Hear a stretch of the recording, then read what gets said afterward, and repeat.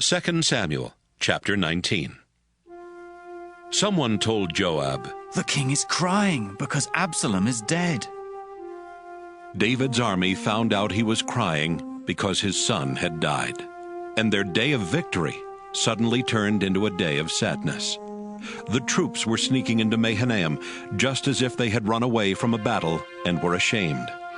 David held his hands over his face and kept on crying loudly. My son, Absalom! Absalom, my son, my son! Joab went to the house where David was staying and told him, "You've made your soldiers ashamed. Not only did they save your life, they saved your sons and daughters and wives as well. You're more loyal to your enemies than to your friends.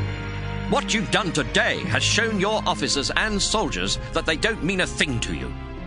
You would be happy if Absalom was still alive, even if the rest of us were dead. Now get up, go out there and thank them for what they did. If you don't, I swear by the Lord that you won't even have one man left on your side tomorrow morning. You may have had a lot of troubles in the past, but this will be the worst thing that has ever happened to you." David got up and went to the town gate and sat down. When the people heard that he was sitting there, they came to see him. After Israel's soldiers had all returned home, everyone in Israel started arguing. They were saying to each other, "King David rescued us from the Philistines and from our other enemies. But then we chose Absalom to be our new leader, and David had to leave the country to get away. Absalom died in battle. So why hasn't something been done to bring David back?" When David found out what they were saying, he sent a message to Zadok and Abiathar the priests. It said, "Say to the leaders of Judah, why are you the last tribe to think about bringing King David back home? He is your brother, your own relative. Why haven't you done anything to bring him back?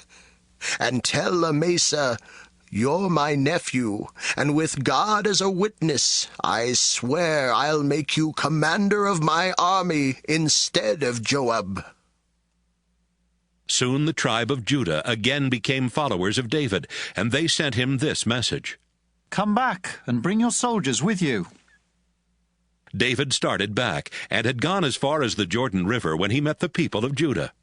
They had gathered at Gilgal and had come to help him cross the river.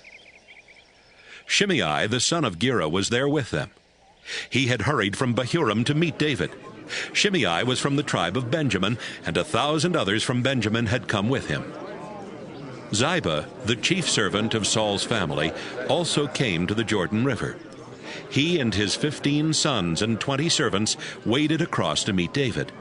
Then they brought David's family and servants back across the river, and they did everything he wanted them to do. Shimei crossed the Jordan River and bowed down in front of David. He said, "Your Majesty, I beg you not to punish me.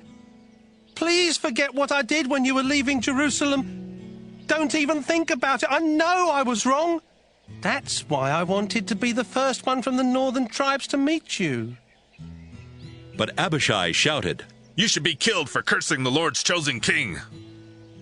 David said, "Abishai, what will I ever do with you and your brother Joab? Is it your job to tell me who has done wrong? I've been made king of all Israel today, and no one will be put to death." Then David promised Shimei that he would not be killed. Mephibosheth, the grandson of Saul, also came to meet David. He had missed David so much that he had not taken a bath or trimmed his beard or washed his clothes the whole time David was gone. After they had gone back to Jerusalem, Mephibosheth came to see David, who asked him, "Why didn't you go with me?" He answered, "Your Majesty, you know I can't walk. I told my servant to saddle a donkey for me so I could go with you. But my servant left without me, and then he lied about me. You're as wise as an angel of God, so do what you think is right. After all, you could have killed my whole family and me. But instead, you let me eat at your own table. Your Majesty, what more could I ask?" David answered, "You've said enough. I've decided to divide the property between you and Ziba. Mephibosheth replied, He can have it all. I'm just glad you've come home safely. Barzillai came from Rogelim in Gilead to meet David at the Jordan River and go across with him. Barzillai was 80 years old. He was very rich and had sent food to David in Mahanaim. David said to him, Cross the river and go to Jerusalem with me. I will take care of you. Barzillai answered, Your Majesty, why should I go to Jerusalem? I don't have much longer to live. I'm already 80 years old, and my body is almost numb. I can't taste my food or hear the sound of singing, and I would be nothing but a burden. I'll cross the river with you, but I'll only go a little way on the other side. You don't have to be so kind to me. Just let me return to my hometown, where I can someday be buried near my father and mother. My servant Kimham can go with you, and you can treat him as your own. David said, I'll take Kimham with me, and whatever you ask me to do for him, I'll do. And if there's anything else you want, I'll also do that. David's soldiers went on across the river, while he stayed behind to tell Barzillai goodbye and to wish him well. Barzillai returned home, but Kimham crossed the river with David. All of Judah's army and half of Israel's army were there to help David cross the river. The soldiers from Israel came to him and said, Why did our relatives from Judah sneak you and your family and your soldiers across the Jordan? The people of Judah answered, Why are you so angry? We are the king's relatives. He didn't give us any food, and we didn't take anything for ourselves.